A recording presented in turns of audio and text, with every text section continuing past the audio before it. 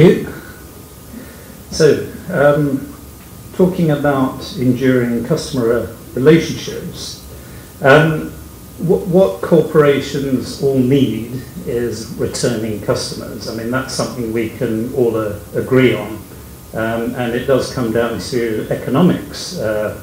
It can be 5 to 15 times more expensive to acquire a new customer than to retain existing ones. So we need to develop loyalty in some form, although I am questioning some of the aspects of loyalty and how useful and how relevant they are today. There are a number of myths about loyalty. Firstly, one myth is that people care about brands, and they do. They care about some brands, but based on a survey conducted in the UK last year, they found that 94% of brands today could disappear without the consumer caring that they've gone. And 77% say that they actually have no relationship with brands at all. The other myth is that in order to generate loyalty with customers, you have to delight them, you have to wow them. And that is true for some categories. So if I'm a Ferrari buyer, I need to be delighted. If I stay at the Waldorf Astoria, I need to be delighted. But that's obviously a very small segment of the market. There are some mass market products where you do need to delight people. Consumer electronics is an example, so mobile phones, cameras, so in this case Canon, delighting you always. They use that strapline because it is relevant to that category. But for most categories, and particularly service industries, delighting customers is actually a waste of resources. So corporations can be spending a lot of money on trying to delight customers, which doesn't actually generate much loyalty. It's far better to actually focus your resources on some of the most basic services and getting those right. And that means removing customer effort. Now, we're going to talk about different ways of measuring loyalty. Now, we've all been using customer satisfaction for a long time. It goes back many decades. What does it mean? Well, according to the Oxford English Dictionary, it means the fulfillment of one's wishes, expectations, or needs, which could mean it's just okay. But obviously, the problem with that is that somebody can come along and do it better. So Net Promoter Scoring, which is very much embedded in the KPIs within many corporations these days, and it's a 10-point scale, well, 11-point scale actually, if you include 0. How likely would you be to recommend this brand or product to a friend or colleague? A number of pitfalls here. I mean, first of all is the interpretation of the scale. What does a 5 really mean? Does 5 mean average? According to NPS, it actually means you're a detractor. The other problem, having done a lot of NPS studies, is if people give a low score, it can be for completely different reasons. If I give a score, if I ask somebody, how likely are you to recommend this insurance company or financial institution to a friend, they might say, well, 0. Why? Because I don't want to recommend a company if it doesn't work out for my friend. You know, if something goes wrong, I'm going to get the blame, so I'll give a score of 0. The other thing is that are we actually in the habit of recommending all products and services? Now, we may recommend a restaurant, we may recommend going to Singapore for a short break, but do we talk to our friends about our stationery suppliers? You know, would we recommend our stationery supplier? We may give a low score because people say, this is not something I talk about with friends or family.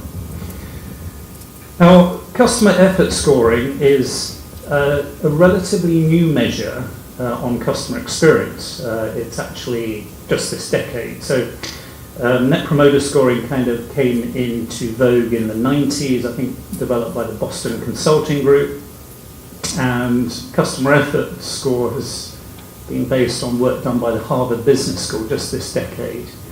And it is deemed to be, based on the research that they've done, an even better measure of repurchase and spend level. So NPS was proven to be, or demonstrated to be, a better predictor of repurchase and spend, and customer effort has actually gone that much further, particularly in terms of repurchase, because spend level, we are limited by how much we can spend or are willing to spend on a particular category. It is more relevant to service industries, but there are subtle applications in consumer goods, including FMCG, which I will demonstrate. Part of this, and part of the work that BDRC is doing, is combining the theory of effort with the framework of jobs to be done, or JTBD. And so we've talked about satisfaction, recommendation. What about hassle? And we were trying to think of a Bahasa word for hassle. What was it, Denny? Yes. Well, again, according to the Oxford English Dictionary, hassle means a dispute or quarrel, to take time or effort to bother, annoy, or harass. Now, we can all agree people do not want hassle. Take away the hassle and the supplier will be rewarded. Now, JTBD is a framework to evaluate the circumstances that arise in customers' lives, which determines how they choose products and services. So, now customers really make buying decisions around the average. Well, sometimes they do, but often it's the decisions they make at the point of purchase may be in response to a particular problem they need to fix or solve for themselves. So by understanding the job that has to be done, the supplier that provides the solution there and then with the least hassle will be rewarded, even if it's at a premium price. So, for example, when I arrive in Jakarta, the job to be done is to get me to my accommodation, right? And I can either go outside the airport and try and find a taxi and hope that I'm not going to be ripped off, or I go to the taxi desk.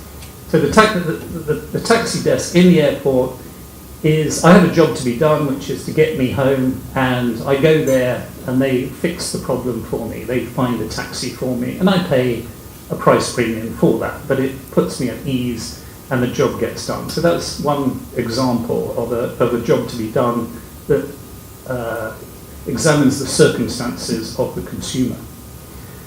Now, we have to also understand what effort is. Now, an overarching term for effort can be ease of doing business, and there's one example of this, which is ease of doing business world ranking according to the World Bank Index. So consistently, Singapore has rated number one on the global league tables in terms of ease of doing business. And this is actually the top 10. You'll see that South Korea and Hong Kong rank in there. South Korea has actually improved quite considerably over the last decade, where it was ranked number 29. It's got to number 4. You'll see some Scandinavian countries in there as well. And unfortunately, Indonesia is down at the 114th in the rankings for ease of doing business. Now, this is completely misleading for the simple reason is what is going into the index. Now, these are the attributes that go into an index: starting a business, dealing with construction permits, getting electricity, registering property, getting credit, protecting investors, paying taxes, trading across borders, enforcing contracts, and resolving insolvency. So a lot of those are just simply not relevant to many businesses. And I mean, the other attributes which should go into the mix would be level of competition, how quickly clients make decisions, and how quickly you get paid, and so on. So, and from a personal point of view, I've actually set up and run businesses in both Singapore and Indonesia. And based on that, I would probably put Singapore at 114th and Indonesia in the top 10 in terms of those other attributes. But the moral of the story is that you have to get these attributes right in order to get a proper measure of effort. So the model we have looks at the different types of effort and how relevant they are to particular products, services, or categories. The first one is cognitive effort. And the example here may be software and IT. So, I mean, for a few years now, I've been contemplating switching to Mac computers. But what stops me is that maybe I don't want to learn something new, and that requires a bit of cognitive effort. And the other one is website usability. So, for example, when I come to Jakarta, I tend to use the same online travel agent each time, Traveloka. Why? Because I have got used to that portal. Yeah, so I go to it out of habit because it's easy for me to use, and it may be populated with all my details. So it's easy for me to use, not much thinking time involved. We're doing work for financial institutions and Visa, so one of the issues relating to that and its cognitive effort is the ease of filling out application forms. So for a credit card, for example, we've helped Visa to try and reduce the complexity of the application form. Obviously, it's a bit of a trade-off because from a credit evaluation point of view, you need to get certain details on the customer. But the longer the form, the less likely people are to fill out that form, the less likely the product is going to be taken out. And then maybe from you as market research buyers, sometimes agencies come up with the most complex and complicated market research models, thinking that the more complicated they are, the more likely they are to sell. But actually that is often not the case, or the more complex the reports are, the more difficult the reports are to read, the more likely you are to get repeat business. But of course that's not the case. Emotional effort looks at things such as dealing with fraud or loss. So if I'm overseas and I lose my credit card, you then expend quite a lot of emotional effort to try and protect yourself. So I was actually talking to a client of mine in Singapore who she worked for DBS Bank. She went on holiday to the UK and she was robbed. She had her handbag stolen. So she had to ring up all the banks where she had credit cards in Singapore. And some of those banks made it easier for her, some made it more difficult. Of course, the bank that made it easy for her, that is, cancelled the card, gave her all the reassurance, they're going to be rewarded with more business because the bank is taking away the emotional effort. Insurance is a very good example of how a product manages or reduces emotional effort. So health insurance, life insurance, car insurance, it takes away uncertainty and risk. And if you can make the application process for insurance easy, if you make the claims procedure easy, the insurer will be rewarded with repeat business and more business. Third area is physical effort. That can be a requirement not to actually have to go anywhere. For example, to take out a product. No need to go to the bank branch. No need to travel to the bank through Jakarta traffic if you can do everything online or by email. And this is also where effort starts impacting product design. So packaging, for example, I think we've got some people here from Tetra Pak. The Tetra Pak design is designed to make opening and sealing easy and storing easy. So that is an example where product design removes effort. Luggage design, luggage with wheels, for example. And even Crocs. My favourite shoes are actually my red Crocs. I wear them more than any other type of shoe. Well, except for when I'm at work, that is. Why? Because they're so easy to put on and take off each time. They need to tie laces.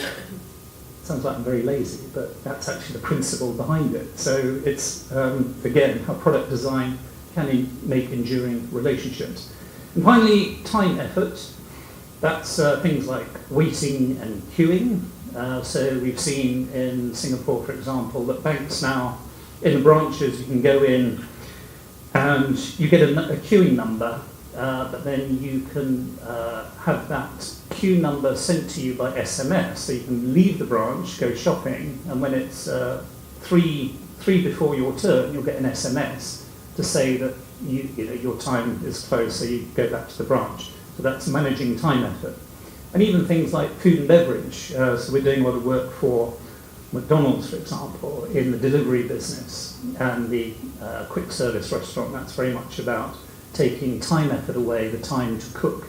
And even instant noodles is about taking away effort. So those are examples. You'll see how it has many applications across different categories.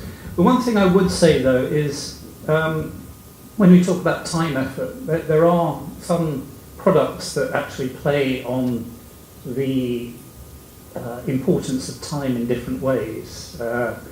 So this Guinness advert, consistently their strapline has been "Good things come to those who wait." And this is an example of a 1998 award-winning advert, or I don't know if anyone ever remembers this, sort of surfers and white horses, tick follows tock follows tick. What it is, it takes about 2 minutes to pour a pint of Guinness because the head has to settle. So this is where time, and even with wine, when you pour wine, supposedly you have to let it breathe 30 minutes. It's actually a myth, but this is talking about time in a different way. So that's just something, just putting it in context. So at BDRC, we've developed models where we look at the effort score, but also the jobs to be done during the product cycle, which could be when a product is taken out, the interaction with the service provider during the process, which could be whatever, an insurance claim, taking out a mortgage, applying for a credit card. So we'll look at the various measures along the purchase path, effort involved, and why things require a bit more effort than others. And sometimes we get more honest responses than if you ask about satisfaction or loyalty. If you start asking about, well, was it difficult in any way, then you start getting more honest responses. And it does allow the service provider to actually, these are very actionable points because you can see exactly what the problems are. And it's very easy to fix those problems from an operational point of view. And this is far more insightful than simply just getting a single measure of satisfaction at the end of the purchase. Now, we did some work in Singapore for various banks. So these are the leading 4 banks in Singapore. We established which banks they had any financial services with any products or financial services. And if they had more than one banking relationship, we asked them who was their main bank. So you'll see here that POSB has the highest penetration in the market at almost 80% of consumers having at least one product with the bank. But 41% actually describe them as their main bank. And actually the ratio, if you look at the ratio of main bank to any bank relationship, is higher, particularly against OCBC and UOB. Now, we also assessed the level of effort people said was required in using the banking services. And so what you'll see is for POSB, 47% gave a score of 9 or 10 out of 10 in terms of being easy. So it does reflect a higher penetration in the market and a higher market share. So that's customer effort for you, and how are we doing for time?